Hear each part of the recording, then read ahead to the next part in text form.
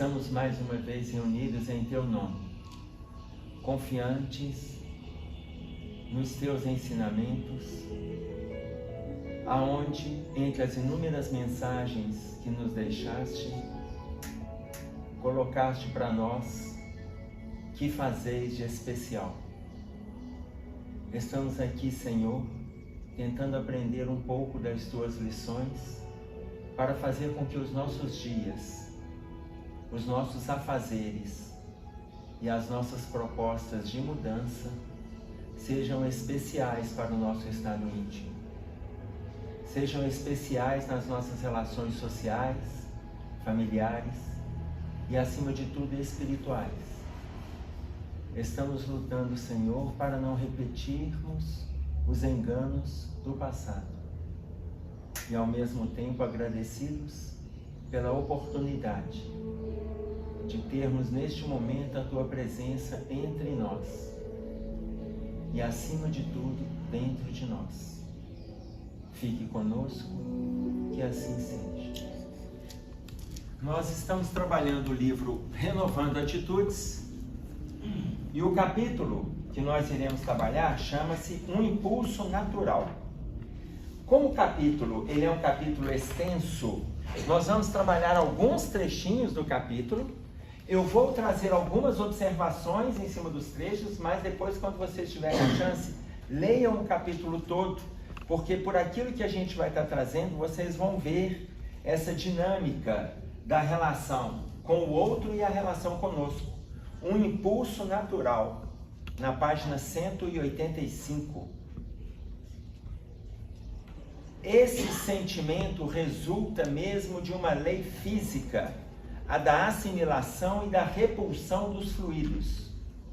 Daí a diferença de sensações que se experimenta a aproximação de um amigo ou de um inimigo. Amar os inimigos é não ter contra ele nem ódio, nem rancor, nem desejo de vingança. Esse trechinho é um trechinho do Evangelho segundo o Espiritismo.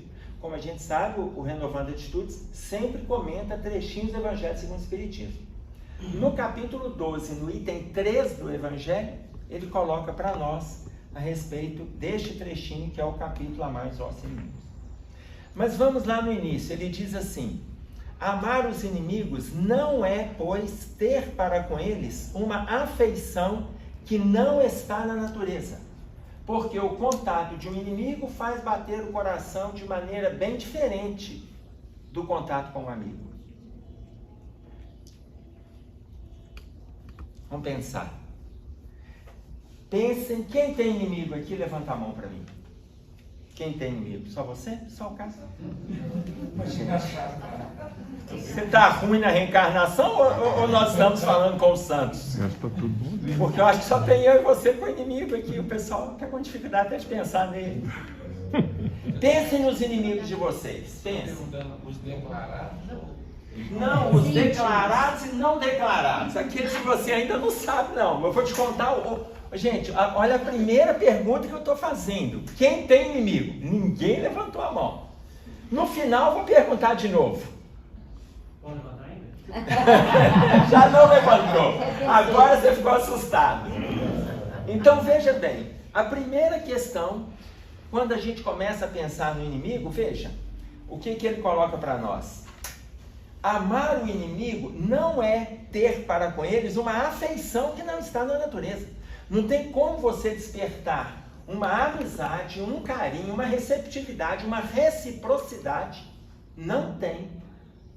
Com uma pessoa inimiga, da mesma forma que você realiza isso com uma pessoa amiga. Concorda? Então, fica parecendo que o ensinamento de Jesus, ele é muito atípico do movimento atual. E não é. Só que nós precisamos de entender essa relação nossa com o amigo e a relação nossa com o inimigo. Tudo bem? Mas não tem jeito de você ter uma apreciação pelo inimigo como você tem pelo amigo. Aí ele continua. Na investigação profunda da raiva, do rancor ou da ira, devemos considerar os poderosos e irracionais impulsos de agressividade, espontâneos e inatos, no psiquismo humano. São emoções ou formações do psiquismo que o espírito partilha com o mundo animal, da qual faz parte de onde evoluiu. Então vamos anotar aqui. Quais sentimentos que ele falou? Raiva, rancor, ira. Esses sentimentos aqui levam a gente a qual comportamento? Agressividade. Esses sentimentos trazem agressividade.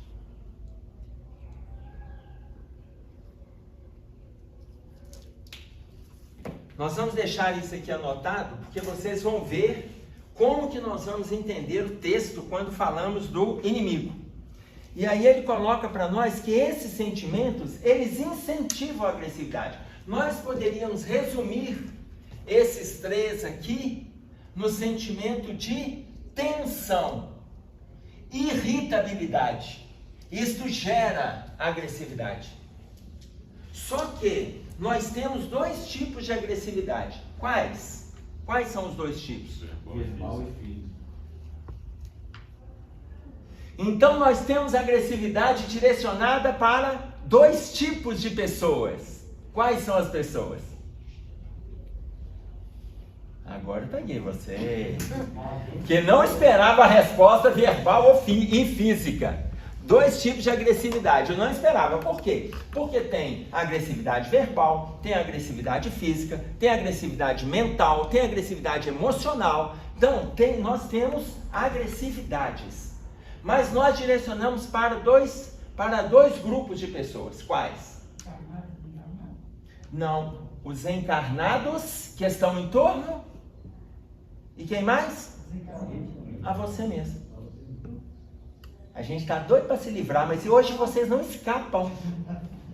Então nós direcionamos a agressividade para duas situações, gente. A gente direciona para o outro e direcionamos para nós mesmos. Oi, meu filho. É por isso que a gente sente mal. É por isso que a gente... Aí a gente vai sentir mal. Mas eu vou caminhar até o mal chegar. Pode ficar tranquilo, porque a senhora está ansiosa e a ansiedade também é um mal. Eu Né? sou ansiosa. Você sabe disso? Pode ficar quieta aí. Oi. Vou ficar quietinha. Existe um meio termo, né? Do amigo e o inimigo, mas no meio tem um meio termo, não tem? Não tem nada nem tempo. Agora, se você quiser acrescentar no Evangelho de Jesus. Não, não sou evangelho não. Estou falando no nosso cotidiano.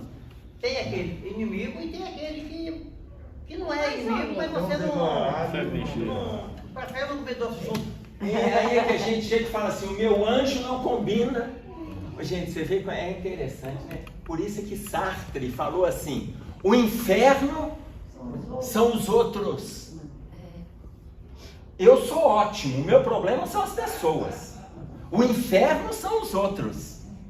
Agora você imagina, quando a gente sente que tem dificuldade, eu já olho e falo assim, engraçado, o meu anjo não combina com o do fulano. Porque eu continuo bem, o meu problema é o anjo que está comigo. É uma forma da gente se libertar ainda do problema. Você vê a dificuldade que a gente tem de assumir os próprios enganos? Então, olha só.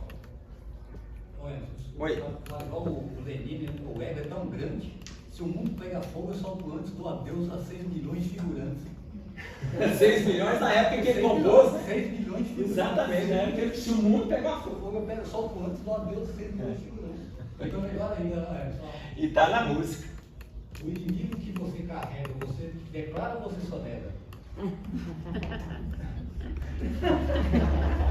O inimigo que você carrega, você declara ou você só nega?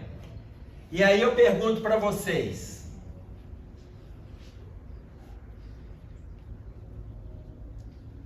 Atualmente, a tua mente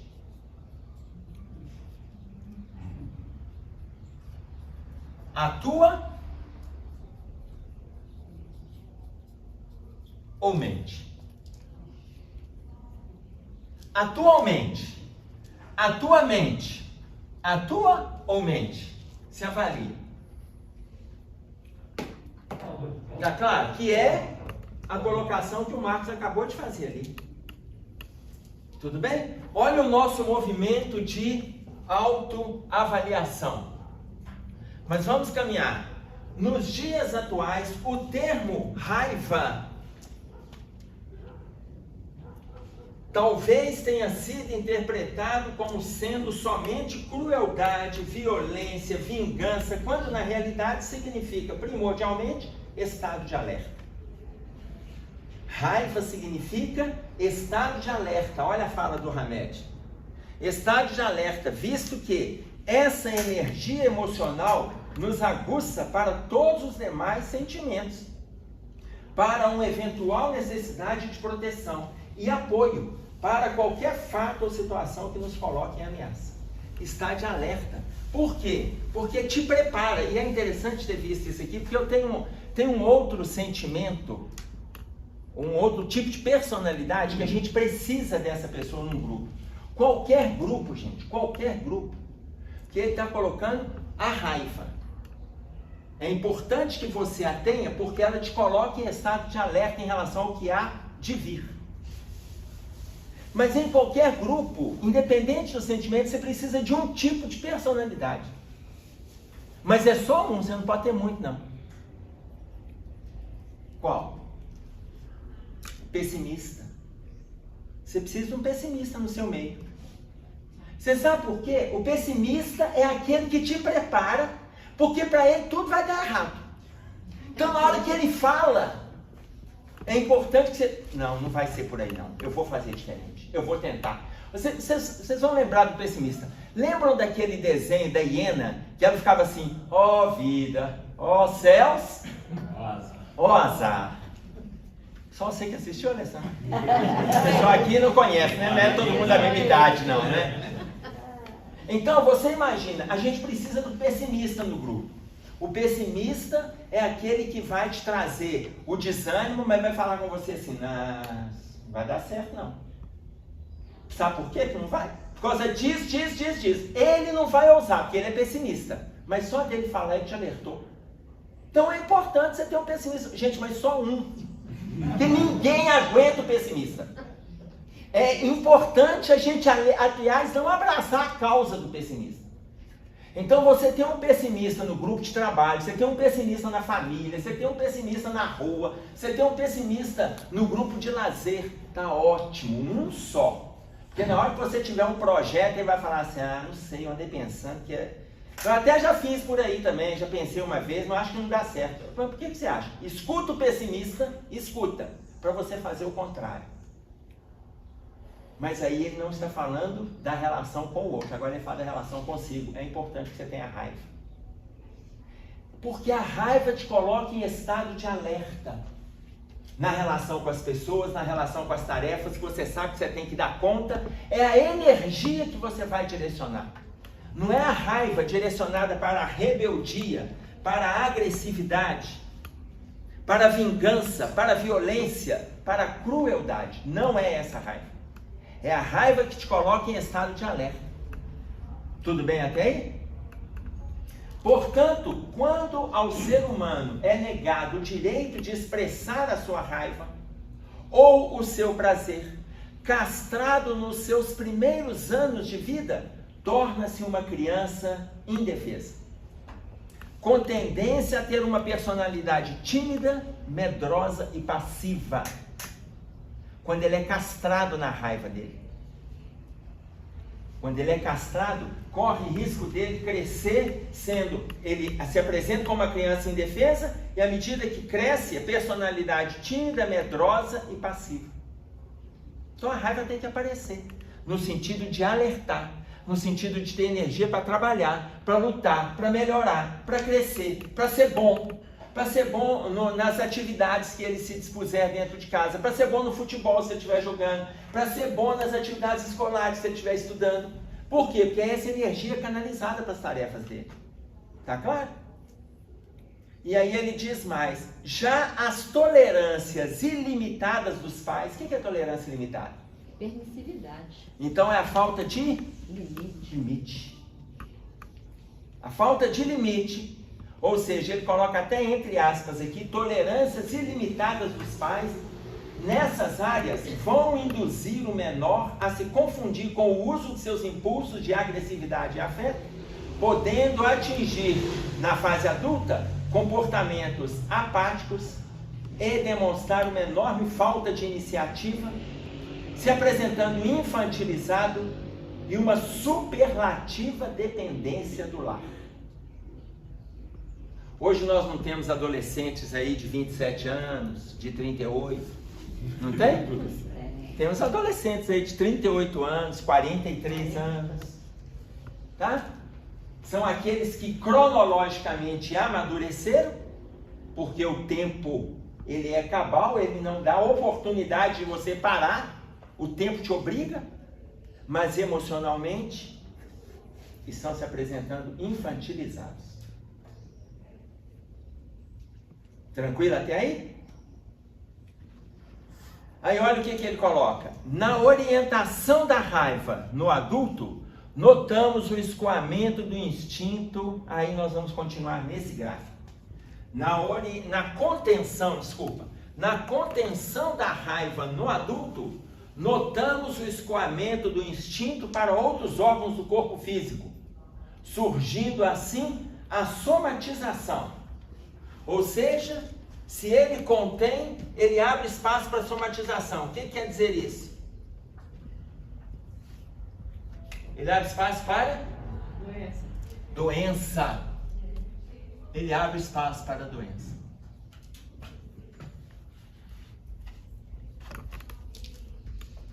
Tudo bem? Aí ele coloca para nós.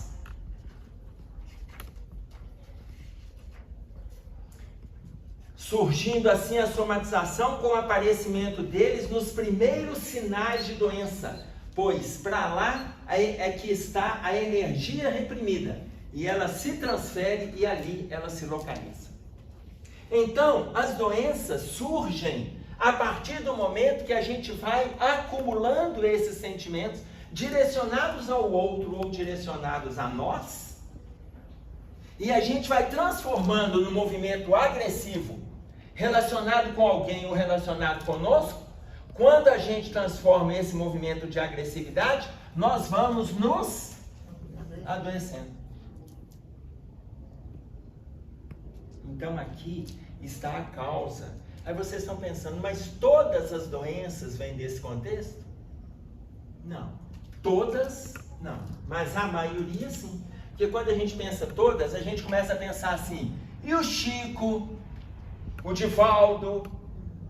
Muitas vezes a doença aparece em função dos desgastes pelos trabalhos. Agora, hoje é difícil a gente ter uma pessoa que desencarna como desencarnou João Evangelista. Como que ele desencarnou? Velho. Na faixa dos 100 anos, sem adoecer. Lúcido. Sem adoecer. Equilibrado. O único dos apóstolos que não foi martirizado. Que não foi. Sofreu um martírio, mas não foi martirizado. Não morreu martirizado. Vou pegar um exemplo do martírio. Quando Roma disse que João teria que ser morto, mandou os soldados irem atrás de João. Os soldados já o chamavam de quê? Pai João. Os próprios soldados.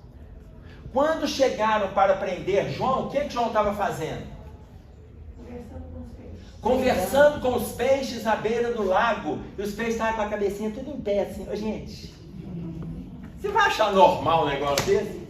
João estava sentado à beira do lago conversando e os peixinhos ali, olha, com a metade do corpo deles para fora ouvindo João. Quando os soldados chegaram atrás de João, os peixes se assustaram e mergulharam.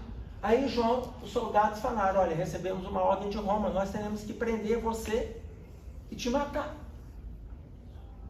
E aí ele pegou e falou assim, posso terminar minha pregação? E aí os soldados disseram que podia. Aí ele chamou os peixes, podem voltar, esses são nossos irmãos. Aí os peixes voltaram e ficaram ali, ouvindo João terminar a pregação. Depois que João termina a pregação, os peixes mergulham e eles prendem João. O que eles fazem com João? caldeirão, né?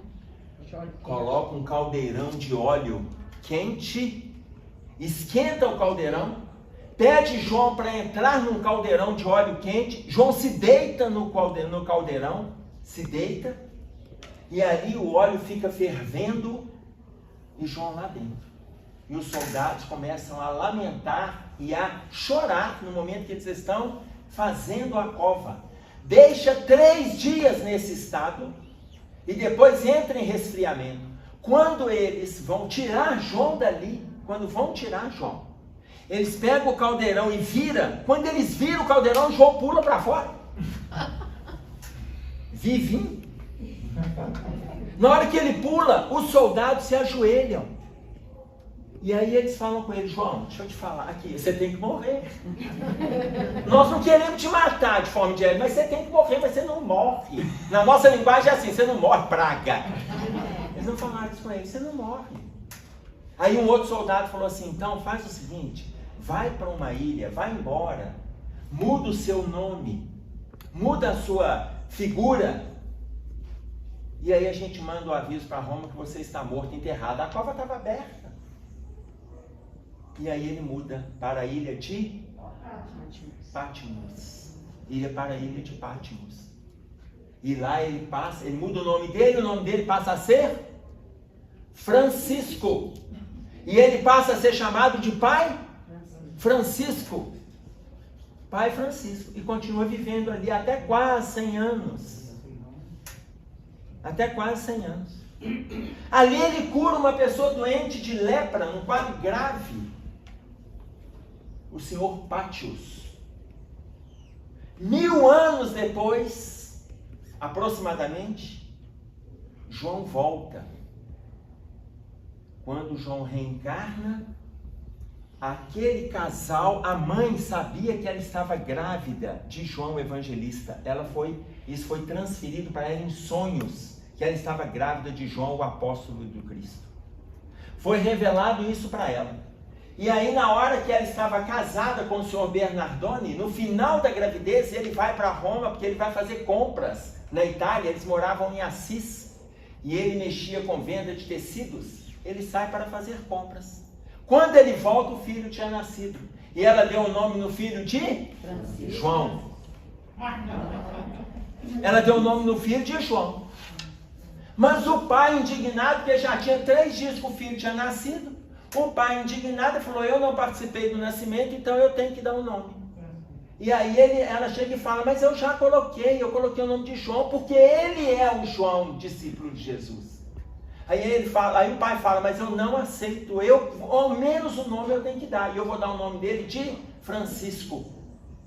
Porque aquele pai, ele tinha alguma coisa com o tal de Francisco.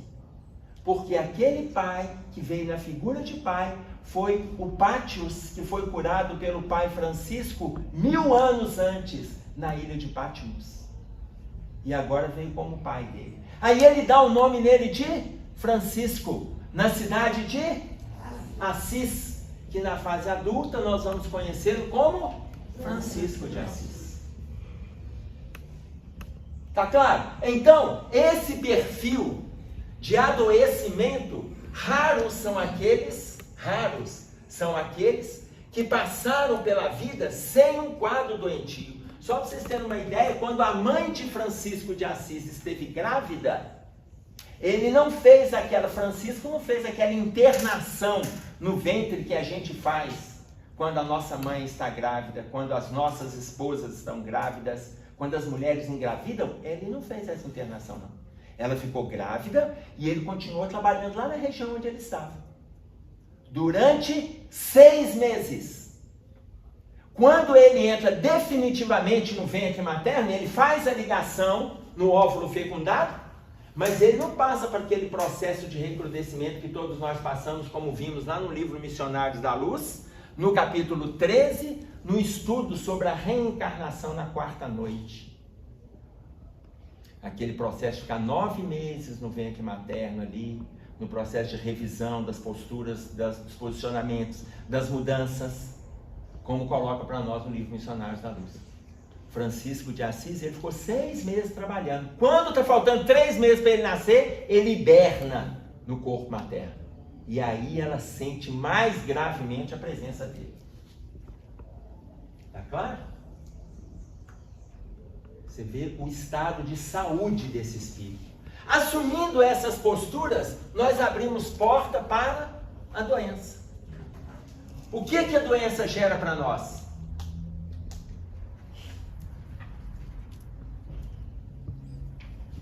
Em outras situações, as manifestações do descontrole dessas energias geram crises de fúria, predisposições ao suicídio, apatias, acerbações sexuais, paralisias histéricas, sentimentos de culpa, fobias e outros tantos transtornos espirituais e mentais. Então veja, a doença, ela gera pra gente o quê? Doença gera desequilíbrio associado a aflições. Todo mundo que adoece ou tem um parente na família doente, a gente tende a abrir porta para as aflições. Doença gera aflição. A aflição gera novas posturas de agressividade.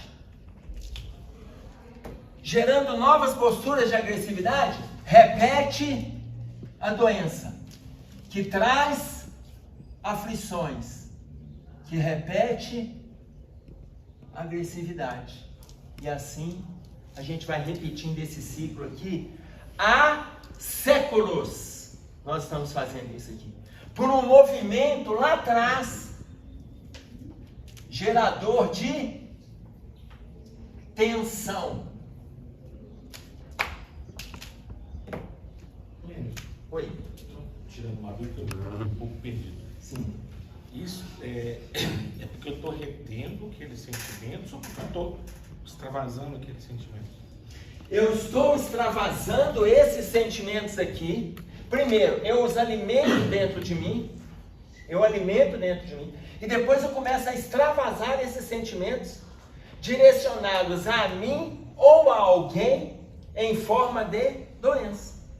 Porque se eu tenho isso aqui, existem caminhos para eu me livrar desses sentimentos? Todos nós temos. Existem caminhos para a gente se livrar? Sim. Tem ou não? Eu preciso de direcionar para alguém? Mas a gente direciona. Isso aí tem a ver com perdão? Isso tem a ver com perdão e tem a ver com o perdão. Tá? Tem a ver.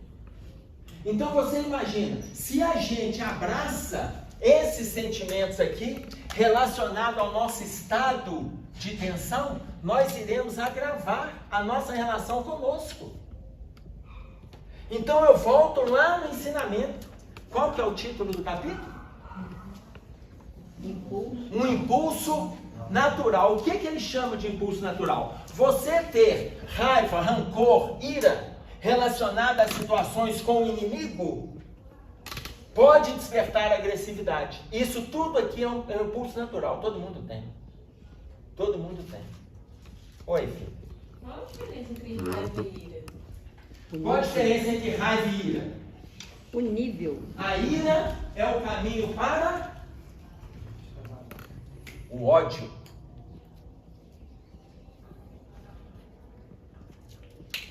E a raiva seria só o primeiro passo. A ira a gente já está a ponto de concretizar aquela raiva que começou lá atrás. A ira que leva ao ódio tem uma programação que a gente pode levar isso para séculos na encarnação. Vamos pegar um exemplo que a gente já comentou em outras situações? Lembram a esposa de Mário? Mário, 150 anos antes de Jesus, que vivia com um grupo. Ele era um soldado romano, tenente, que seria hoje um oficial romano. Ele dirigiu umas tropas e os outros de outras tropas que também comandavam, amigos dele, mas ele tinha uma simpatia na relação com as pessoas, Só que ele estava com problemas conjugais graves.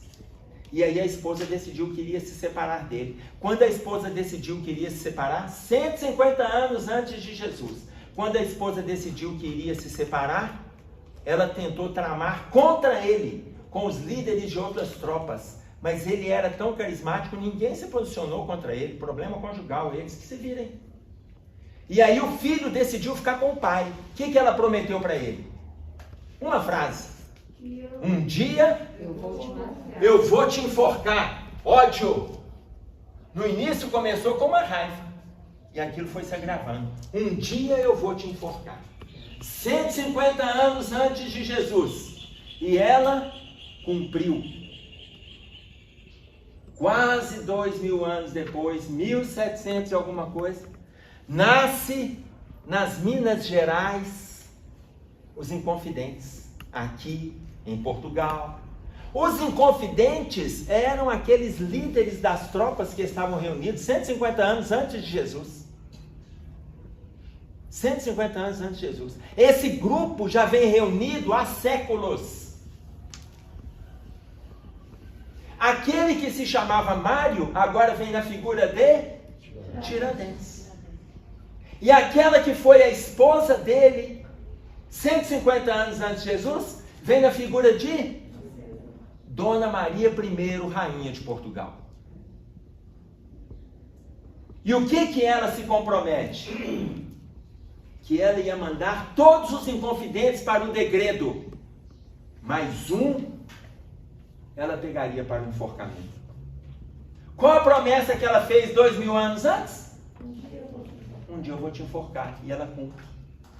A relação dela com o ódio foi tão grave que no momento que acontece o enforcamento dele, no campo da Lampadosa, aqui nas Minas Gerais, ela, lá em Portugal, adoece mentalmente. E nós conhecemos na história como Dona Maria I, a louca. Ela não era louca. Ela enlouqueceu depois que ela partiu para o ódio. Isso é uma patologia. Hoje nós temos essa patologia com outro nome no CID, que se chama síndrome de ódio. Tá claro? Oi, Lu. Esclarece uma coisa aqui. Se libera a raiva.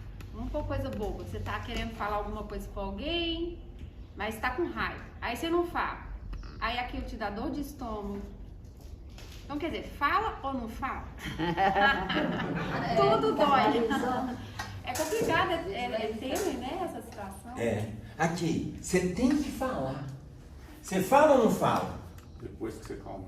Depois que você acalmar, faz o movimento de autoavaliação. Porque eu preciso falar. Se eu não falar, dor de estômago, dor de esôfago, úlcera duodenal, úlcera estomacal, problema intestinal, problema respiratório, enxaqueca. Por quê? Porque eu não resolvo.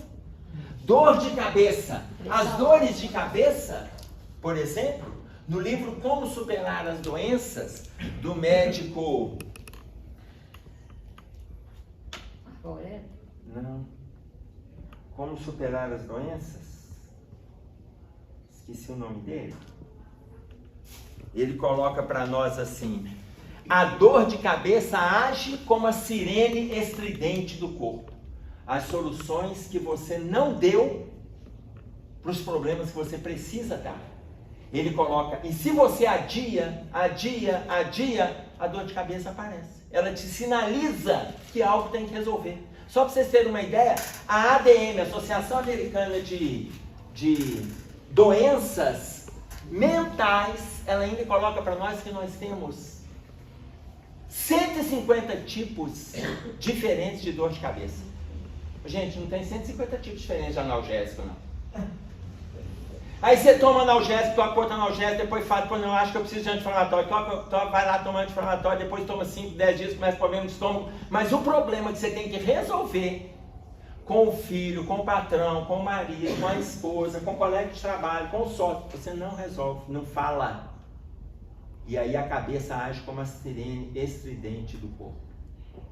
Tá claro? Tudo bem até aí? Então vem o aparecimento, aí nós temos que resolver? Temos, a gente precisa se posicionar. Quando a gente não se posiciona, a gente se agride. Oi. No caso de agressão no lar, por exemplo, quando a pessoa não fala, não expressa as coisas que tem que expressar por medo do revide da outra pessoa, da pessoa que é grosseira, que machuca, que... Se a gente tiver medo do revide, o medo já é um problema que vai nos gerar tensão.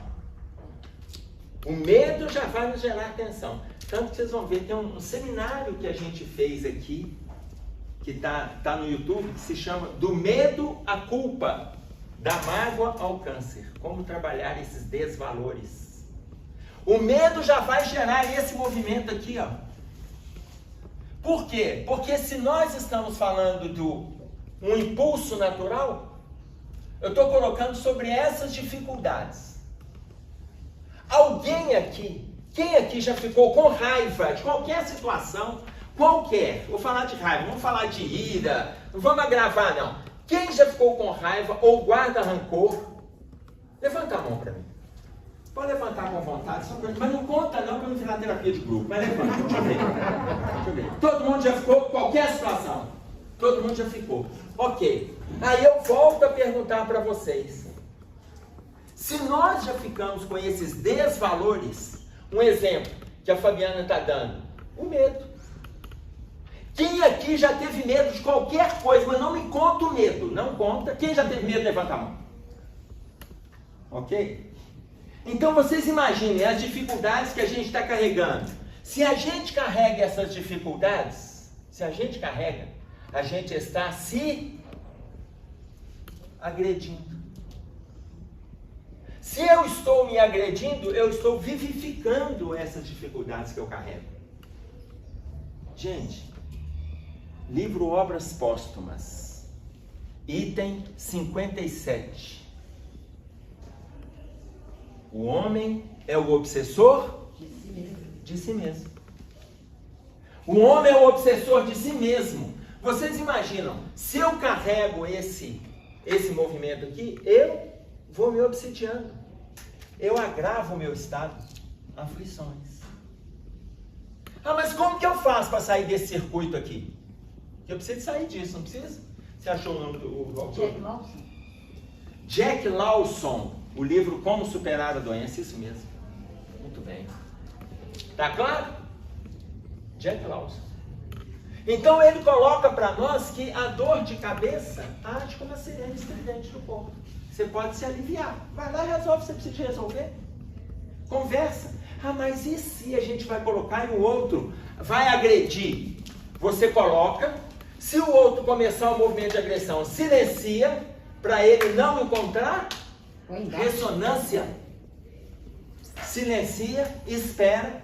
Depois que passar 20 minutos, você volta. Nós precisamos de terminar aquele assunto. Lá vem você falar de novo. Se não der 20 minutos, espera 2 dias. Você lembra aquele assunto, aí ele já vai chegar e falar assim, você não esquece as coisas. Aí você vai repetir, eu não esqueço porque eu não terminei de falar. Enquanto você não me escutar, eu preciso colocar. Ou seja, mas se não escutar depois de 2 dias, espera 2 meses. Mas você vai voltar. Tem gente que está esperando encarnações, eu ia chegar lá. Você espera 20 minutos, depois espera 2 dias, depois espera 2 meses, depois espera 2 anos, depois espera 2 encarnações. Mas se você vai colocar, vai. Não, aí você vai esquecer, ou você vai, o que ele coloca para nós? Somatizar. É importante a gente lembrar nessa canalização da raiva, do rancor e a ira, principalmente nas crianças. A gente que trabalha na educação, os raivosos chegam o tempo todo, né? Ou por falta de limite, ou porque a criança é reprimida em casa. Então, desde a educação infantil até o ensino médio, nós vamos lidar com isso. E muitas vezes os pais não dão conta de canalizar. Ou falam que a índole do menino, ele nasceu daquele jeito e ele pega e não incomoda o filho, porque sabe das explosões. mas não canaliza, não coloca no esporte, não coloca para correr, para dar murro, para lutar, para não sei o quê. Essa é a canalização boa dessa raiva, porque aí vai dosando, né? Então, e o menino sempre explode dentro da escola. Como canalizar? Gastar O Gladys energia. começou a falar. Tem que gastar energia. Gastar energia como? No esporte, principalmente. Algo que seja benéfico. Algo que seja benéfico. É. Porque muitas vezes a gente pensa no esporte, é claro. Essa pessoa Mas tem pessoas que não gostam de esporte, mas gostam de pintar a tela. Sim. Tem pessoas que não gostam de pintar a tela, mas gostam de costurar. Bordar. Tem gente que não gosta de pintar a tela, nem costurar, nem praticar esporte, mas gosta de ler. Agora, estimular a atenção, ou guardar a atenção, porque isso o Hamed está falando, isso que a Gladys colocou, o Hamed está colocando aqui. Muitas vezes os pais estão com dificuldade de colocar regras e vão abrindo porta para os excessos. Lá na frente o filho começa a apresentar dificuldades. Um pai me procurou no consultório, muito preocupado com o filho dele, e o filho dele ficava estressado com a fala do pai. Porque o filho, ele tomava recuperação todo ano em artes. Ele passava em tudo, mas ele tomava recuperação em artes. E aí o pai falou, eu não aguento isso. Meu filho, a média do meu filho de aprovação é entre 80 e 90, a média dele. Eu não preciso me preocupar com nota, tem que sentar para estudar. Eu não preciso me preocupar. Ou seja, é sinal de que esse filho estava canalizando no estado íntimo dele as dificuldades que ele tinha. Mas todo ano ele toma recuperação em artes. O que eu faço com ele? Eu falei, deixa eu conversar com ele primeiro. Conversei com o filho, falei, meu filho, já sei, você vai falar por que eu tomo recuperação em artes. Eu falei assim, meu filho, já que seu pai estava me confidenciando, o que acontece? Me conta do seu jeito. Emerson, eu não gosto de artes. Não gosto de artes. Vou para a aula, respondo a chamada e durmo na cadeira. O dia que tem artes, eu já vejo lá no meu caderno, é dia de eu dormir na aula. Eu não gosto de artes. Então, o que acontece? Tudo que o professor pede para fazer, eu não faço. Tomo recuperação. E no final do ano, em 2 semanas de recuperação, eu passo. Ou seja, eu faço em 2 semanas o que ele queria que eu fizesse o ano inteiro. Então, eu vou passar. Porque em 2 semanas eu vou fazer e pronto. Eu não gosto. E aí, filho, você atrapalha a aula? De jeito nenhum. Você cutuca os colegas? De jeito nenhum. Eu só não faço nada. Na aula eu não faço nada. E vou para a recuperação no final do ano. Meu filho, eu vou te falar uma coisa. Eu vou conversar com seu pai. Olha, eu fui mostrar para o pai que para de estressar o filho, para de irritar o filho, olha. O filho já tinha esse namorado dentro dele. Para ele estava tranquilo, ele ia lidar daquela forma. Ele falou, se fosse uma outra matéria, não é. As outras eu tenho que estudar, eu vou estudar. Agora, artes, eu sei que eu preciso passar, eu tenho que ter um conceito. Os meus conceitos são ruins até chegar ao final do ano. Chega lá, tudo que ela manda fazer em 2 semanas, eu vou lá e faço. 2 semanas. Então, eu faço em 2 semanas o que eu deixei de fazer o ano todo. Para mim, é ótimo. Era a forma que ele conseguiu lidar com o problema. Tá claro? Então, vocês imaginem, para nós, a gente muitas vezes começa a criar situações de agravamento no nosso estado de tensão. Se eu crio essas situações, aí eu vou lá na frase. Eu perguntei, qual foi a primeira pergunta que eu fiz? Se a gente tem inimigo. Só eu e o Cássio que temos inimigos. Até aquela hora. Mas quando Jesus falou, amai os vossos inimigos, isso é novo, hein? Isso é novo.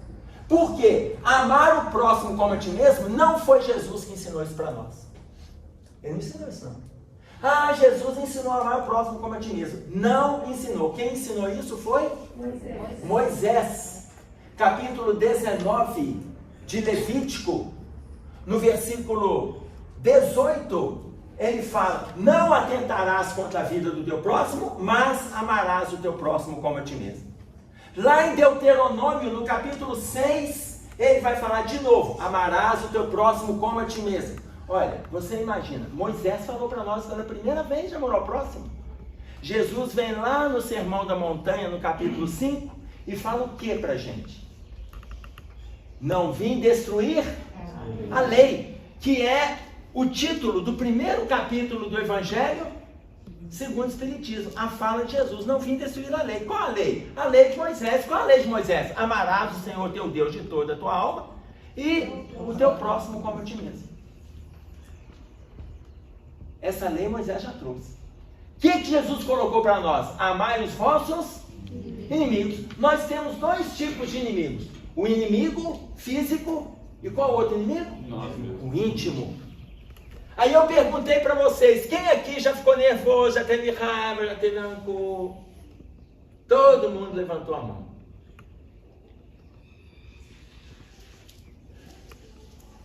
Raiva, rancor, mágoa, ira, indisciplina, preguiça, desânimo, apatia, ansiedade, dor no corpo, dor de cabeça. Quem já teve qualquer coisa dessa que eu acabei de citar, levanta a mão para mim. Abaixa a mão.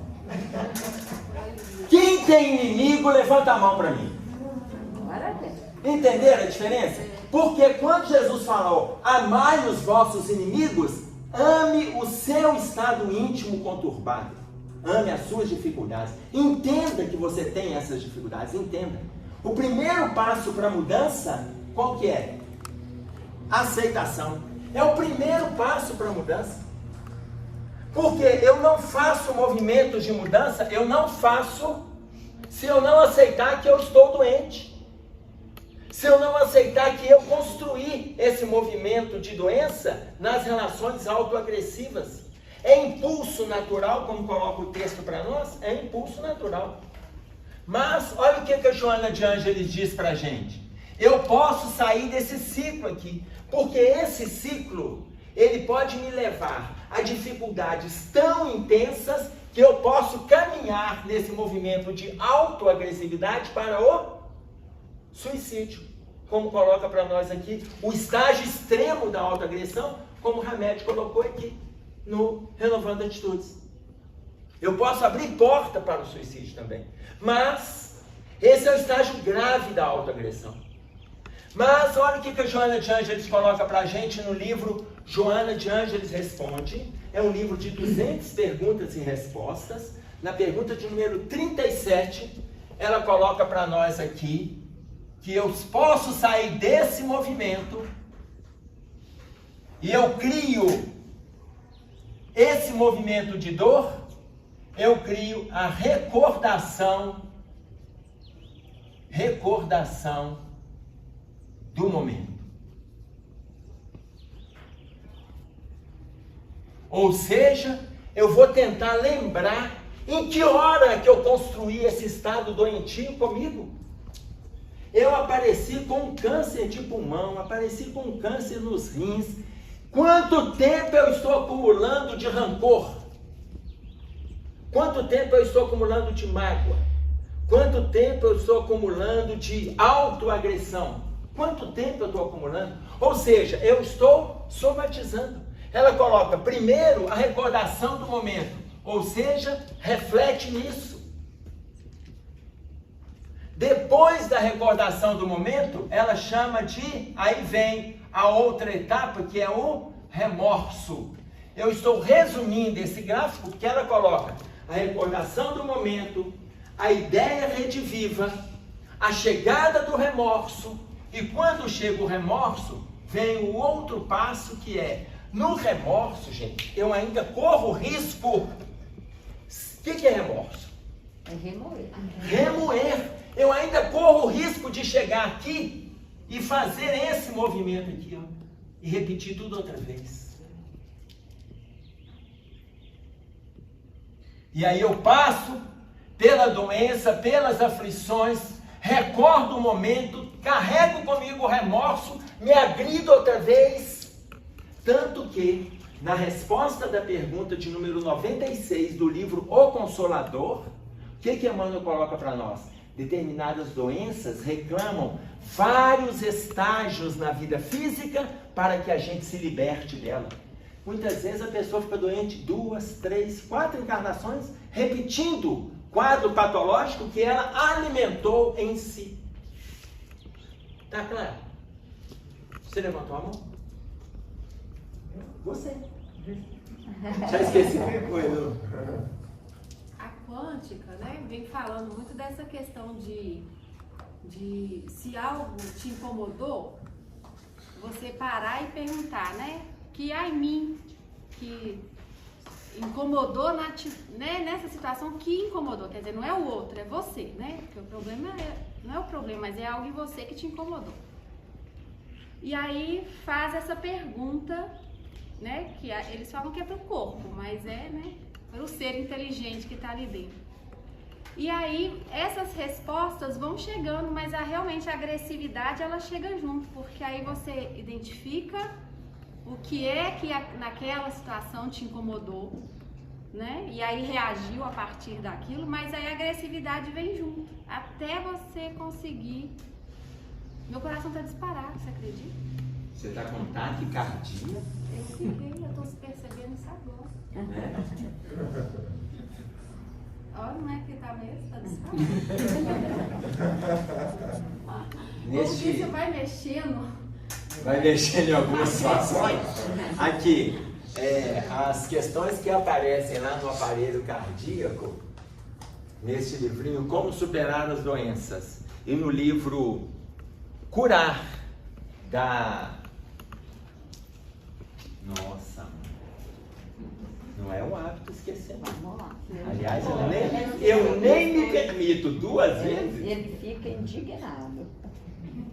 Louise Hay, no livro Curar, ela ainda coloca para nós que as dificuldades que aparecem no aparelho cardíaco estão relacionadas a inúmeras situações que a gente tem pensado ou agido de forma racional e em determinados momentos temos que usar do sentimento. Ou, se nós formos para o extremo, a pessoa está agindo o tempo todo de forma emocional e afetiva e em determinados ela precisa de usar da razão, que é a linha de equilíbrio. Então, o sobressaltar de um ou de outro pode despertar alguma coisa lá. Então, vou pegar esse exemplo, já que a Luciene está virando a cobaia no auditório, no salão.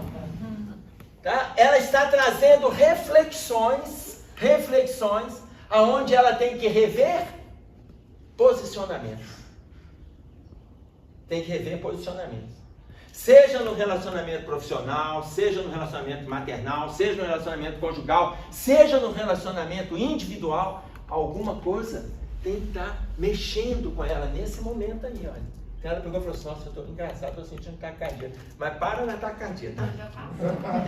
Você vai no médico. Oi, pode falar. Eu ouvi uma palestra de um neurocientista e ele faz um exercício que eu achei interessante, que assim, pede para todo mundo dar as mãos e faz a seguinte pergunta: você está sentindo a mão do outro? Todo mundo responde que sim. Aí ele devolve: não, você não está sentindo a mão do outro, você está sentindo a sua mão. Se eu tiver uma anestesia no braço, você não vai sentir. Então ele conclui que ninguém consegue ter a menor percepção do que o outro realmente está sentindo. Ele não consegue ter a ideia realmente do sentimento do outro. Acho que um dos melhores exercícios seria saber ouvir. Sim, a escuta. E essa, Alessandro, é uma dificuldade que a gente está tendo nas nossas relações. É esse movimento. Você vai conversar com alguém, você vai conversar com a pessoa e fala assim, nossa, eu tô com uma dificuldade aqui, tô com um problema lá no trabalho. Aí na hora que eu começo a colocar para ele fala assim, já passei por isso aqui lá no meu serviço, foi assim, deixa eu te contar como é que foi, e me conta, acabou, eu não contei o que eu ia falar. Aí eu falei assim, nossa, engraçado, eu tô dormindo muito mal, já tem uma semana, tô dormindo mal. Ih, já passei por isso, olha, eu tô tomando um remedinho que meu médico me passou, eu vou até te passar também. Toma também aqui, ó, ele chama Rivotril, você toma e vai ficar uma beleza. Tá? Então, aí você nem escutou, para você estar oportunizando o outro de se posicionar. Ele se posicionar já é ajuda, ele se posicionar, mas nós estamos com uma dificuldade muito grande de escutar as pessoas. Então as pessoas estão adoecendo, quando elas querem se aliviar, a gente não abre espaço para o alívio acontecer. Tá claro? Então, quando a gente vê essa relação, se eu repito o remorso, eu saio agravando o quadro em mim. Mas se eu não repito, em vez de ficar, eu passo por essa fase do remorso, em vez de ficar remoendo, qual é o próximo passo? O arrependimento. O arrependimento.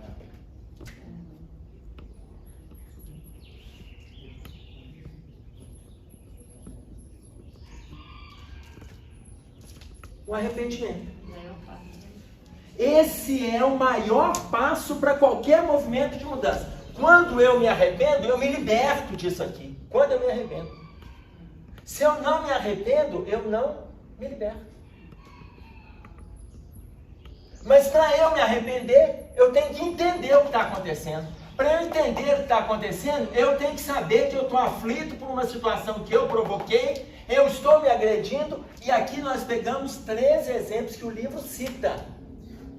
Mas o Emmanuel coloca para nós que a causa de todas as doenças no corpo físico está no espírito.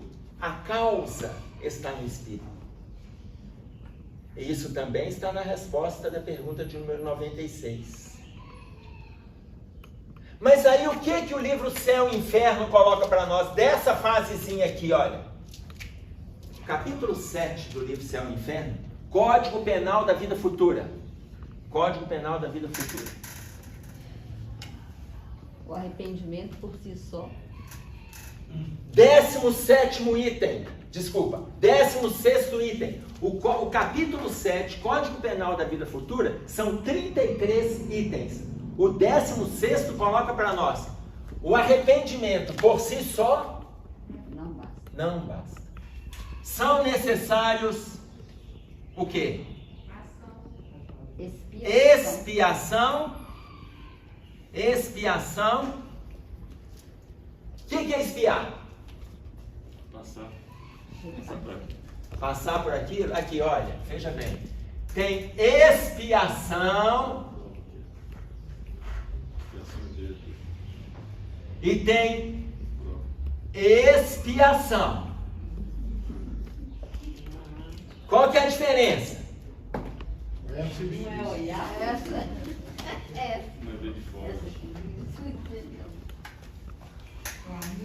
Necessária a expiação. O que a expiação conhece?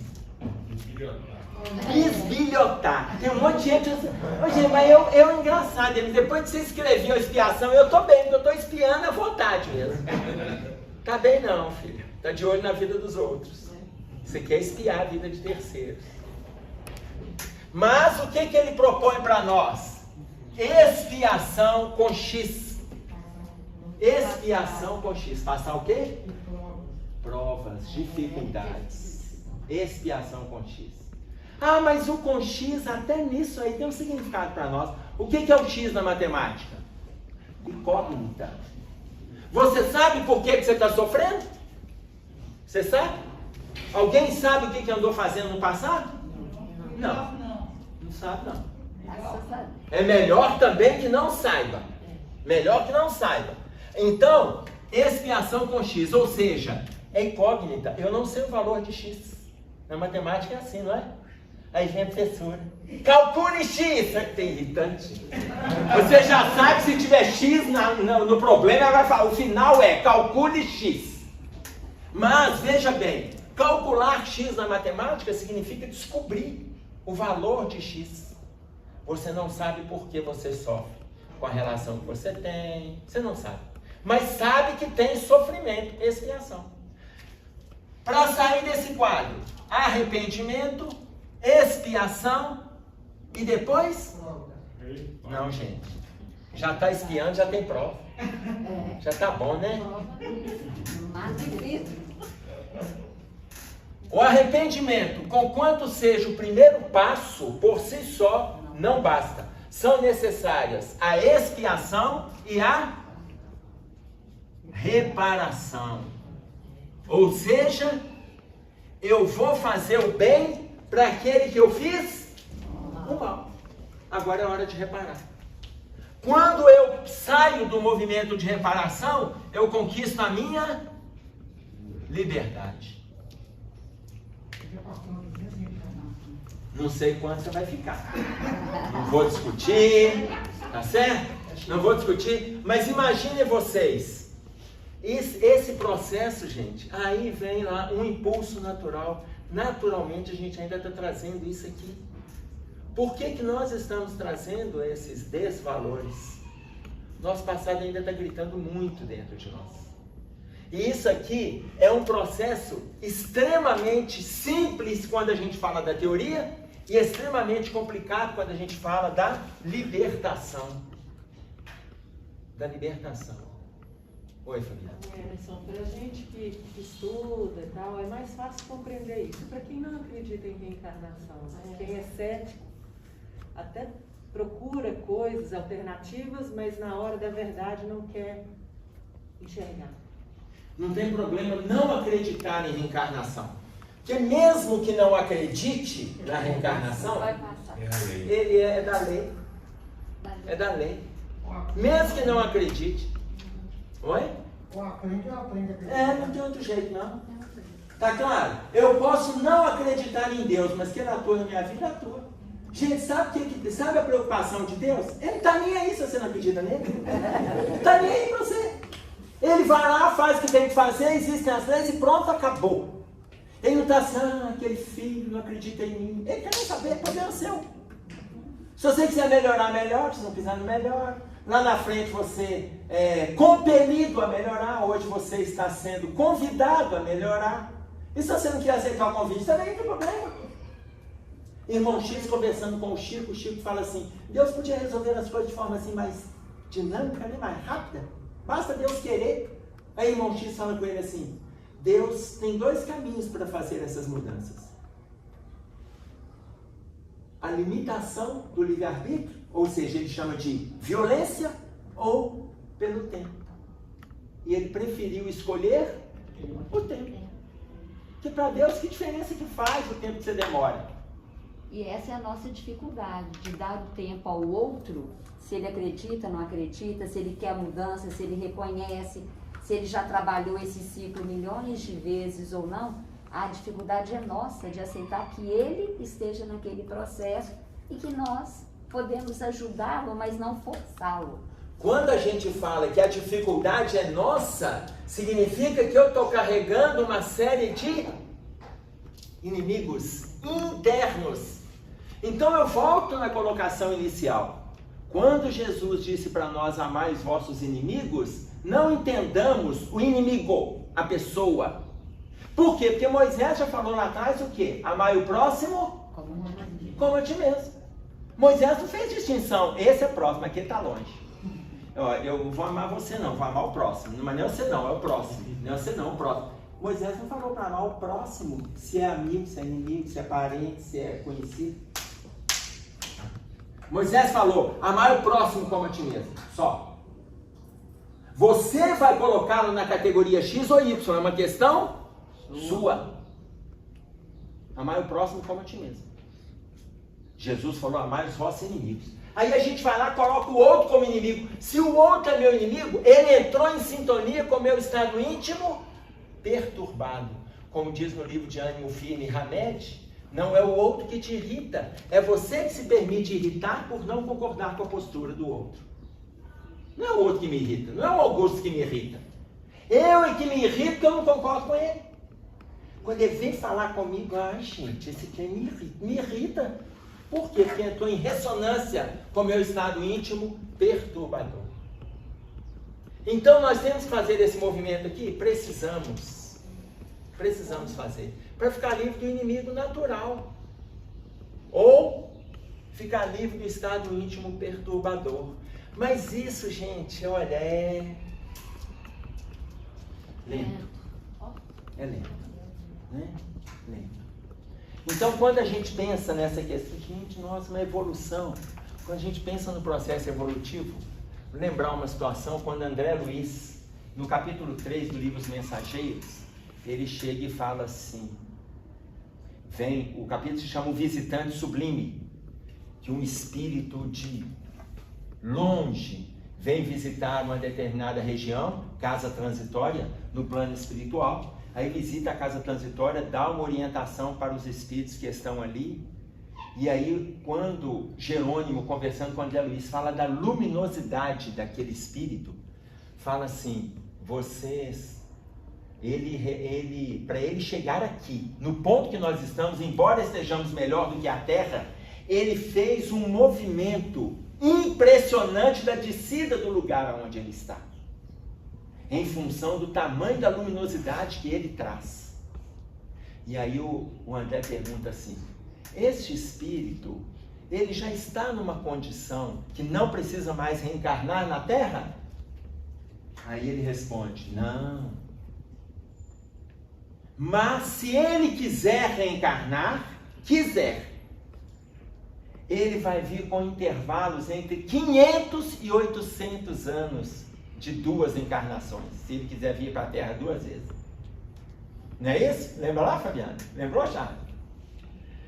Entre 500 e 800 anos, se ele quiser reencarnar. Aí o André Luiz fala com ele, mas ele está naquela condição então de luminosidade que é o limite. Ele fala, não, meu filho, ele ainda está ligado à Terra.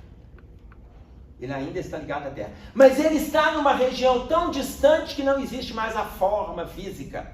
Para a gente vê-lo aqui, ele precisou de construir aquela forma física, perispiritual. De tão longe que ele está, não tem essa forma, cabeça, corpo e membros, dessa maneira que a gente entende aqui. De tão distante que ele está. E aí, só para lembrar, alguém lembra o nome dele? É um nome tranquilo da gente lembrar, fácil. Como é que é o nome dele? Quem lembra? Quem assiste a reunião de quarta vai lembrar o nome dele? Asclépios. É ou não é fácil lembrar? Fácil, facinho. Todo mundo aqui deve conhecer um Asclépios, né? Então você imagina, o espírito de Asclépios está numa distância. E aí quando o André pergunta, mas ele não vai mais voltar, não, ele pode voltar entre 500 e 800 anos se ele vier em 2 encarnações. Mas ele ainda está ligado à Terra. Mas ele está almejando ficar naquela distância daqueles espíritos que estão ligados a Júpiter e Saturno, que é um outro grau de evolução, muito distante da gente aqui na Terra. Depois dele alcançar aquele grau, ainda no sistema solar, ele vai lutar para alcançar o grau daqueles espíritos que se reúnem coordenando o sistema, que se reúnem no Sol, fazem reuniões, que coordenam todo o sistema solar. Depois que ele almejar, ele ainda almeja outro ponto, que é tomar conta da constelação de Hércules, aonde a Terra, o sistema solar, está inserido. Depois da constelação de Hércules, aí ele almeja a nossa Via Láctea. A nossa Via Láctea tem aproximadamente 100 milhões de estrelas. Aproximadamente, algumas bibliografias colocam 200 milhões de estrelas. Depois ele passa a ordenar, a comandar a galáxia com centenas de bilhões de estrelas. A gente aqui está tentando ficar livre só na raiva. Só para a gente entender como que a nossa luta ela é hercúlea, no sentido de dominar o inimigo íntimo. Tá claro isso aí, gente? Então, ainda que nós tenhamos um impulso natural dessas situações de mal-estar, o nosso movimento hoje, ele é de luta, de mudança, mas acima de tudo, de perseverança. Se você errar hoje, não fique ali se lamentando no erro, envolvido com as situações do remorso, não fique. Até porque nesse movimento de erro e de remorso, a gente vai acumulando mais situações de mal-estar, mais ira. Como coloca para nós Paulo, no capítulo 4, no versículo 26. No capítulo 4, no versículo 26, quando ele escreve aos Efésios, irai-vos. Todo mundo pode se irritar. Está com raiva? Se irrita. A pessoa te irritou, não tem problema, todo mundo pode se irritar. Irai-vos. Irai-vos, pois, mas não pequeis. Não permita que a vossa ira transponha o pôr do sol. Irai-vos, mas não pequeis. Ou seja, não fica alimentando aquela raiva 1 dia, 2 dias, 3 dias, 1 mês, 2 meses, 2 anos, 5 anos, 8 anos. Irai-vos, mas não pequeis. Não permita que a vossa ira transponha o pôr do sol. Tá com raiva? Foi de manhã, foi de tarde? Resolve à noite. Não leva aquilo para o dia seguinte, para a outra semana. Tá claro? Por quê? Porque o que Paulo coloca para nós? Olha, é impulso natural.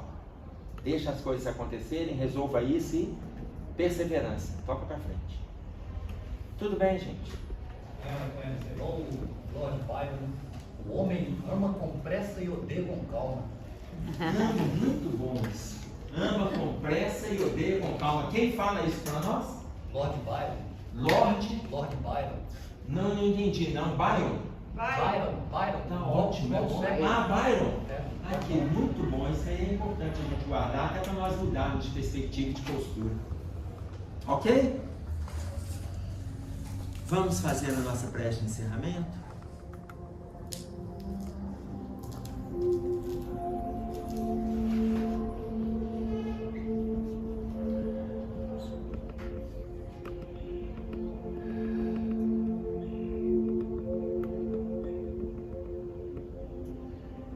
Pai nosso que estás nos céus, santificado seja o teu nome. Venha a nós o teu reino, seja feita a tua vontade, assim na terra como no céu. O pão nosso de cada dia nos dai hoje. Perdoe as nossas dívidas, assim como nós perdoamos os nossos devedores. Não nos deixeis cair em tentações, mas livra-nos do mal, porque teu é o reino, o poder e a glória para todo sempre. Com esta prece, Senhor, estamos encerrando o nosso estudo desta manhã de domingo. Fique conosco, que assim seja.